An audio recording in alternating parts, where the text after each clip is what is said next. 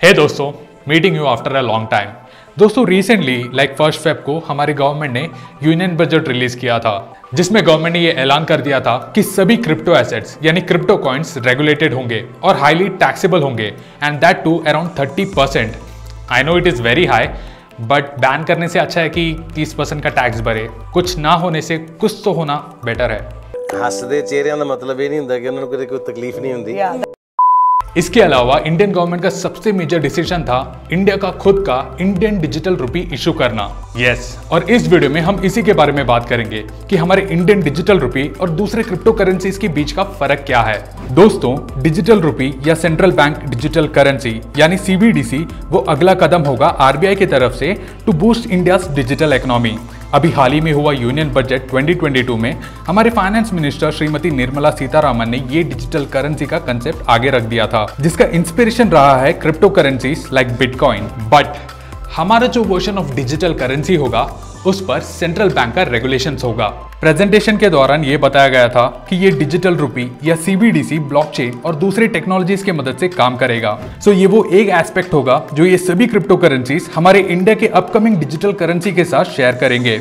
इस digital currency का दूसरा इंपॉर्टेंट एस्पेक्ट है इसके द्वारा सॉल्व किए जाने वाले प्रॉब्लम्स। इंडिया का ये डिजिटल करेंसी हमें आगे लीड करेगा to a more efficient and cheaper currency management system.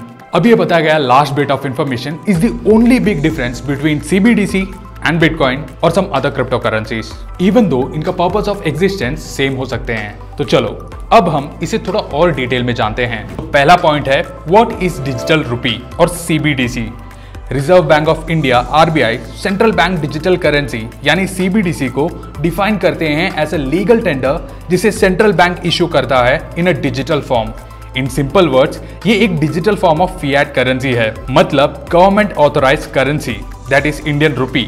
सो ये 1-to-1 एक्सचेंजेबल होगा with our current fiat currency. अब दूसरा क्वेश्चन है what is the use of digital rupee. CBDC अपने साथ वो सभी बेनिफिट्स लाएगा जो हम ये normal crypto currencies as well as ये डिजिटल फॉर्म ऑफ पेमेंट से एक्सपेक्ट करते हैं। टू स्टार्ट विथ, एक डिजिटल करेंसी को हम कभी फाड़ नहीं सकते, जला नहीं सकते या उसे फिजिकली डैमेज नहीं कर सकते, और ना ही हम उसे कभी फिजिकली घुमा सकते हैं, like losing money. So in digital form of currency का life line compare to the notes बहुत ही ज्यादा है, लाइक इनडेफिनाइट। और हमारा ये simultaneous shift to the digital form of payments भी अपने कुछ बेनिफिट्स साथ लाएंगे। जैसे ही सभी ट्रांजैक्शन डिजिटल हो जाएंगे तो गवर्नमेंट का करेंसी प्रिंट करने का कॉस्ट भी कट हो जाएगा। ये ट्रांजैक्शंस फास्ट होंगे and will be accessible in more remote areas. ये डिजिटल रुपी अपने साथ एक और बहुत बड़ा एडवांटेज लाएगा with respect to crypto currencies. इसे एक सेंट्रल बॉडी रेगुलेट करेगा जो इसके साथ जुड़े हुए वॉलेटिलिटी रिस्क फैक्टर को भी कम कर देगा, जो कि नॉर्मली दूसरे क्रिप्टो करेंसीज के साथ होता है, like bitcoin. And this brings us to the only big difference between the two, how digital rupee is different from bitcoin. See, हमें ये कोई आइडिया नहीं है कि इंडिया का खुद का वर्चुअल करेंसी को हम कैसे शेप अप करेंगे, बट ये नया बजट सेशन थोड़ा बहुत हिंट्स दिया है to clear some of our doubts, like confirming the use of blockchain and other technologies for its use in the country. Blockchain technology by nature decentralized है, मतलब इसके सभी इंफॉर्मेशन स्टोर होते हैं अक्रॉस नेटवर्क ऑफ कंप्यूटर्स, और ये बहुत हद तक डेटा एरर्स और साइबर थ्रेट्स को कम कर देता है।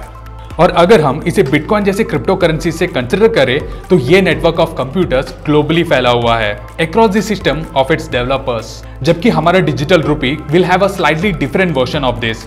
Since the currency will be regulated by RBI, ये अपने नेचर में ट्रूली इतना डिसेंट्रलाइज नहीं होगा, मतलब इनफैक्ट एक ऐसा एंटिटी होगा जो इसके इशुएंस और डिस्ट्रीब्यूशन को कंट्रोल करेगा, just the opposite of what decentralized would mean in a true sense. See, decentralized ये शब्द only stands true for blockchain technology और उसके network of computers in case of a digital rupee.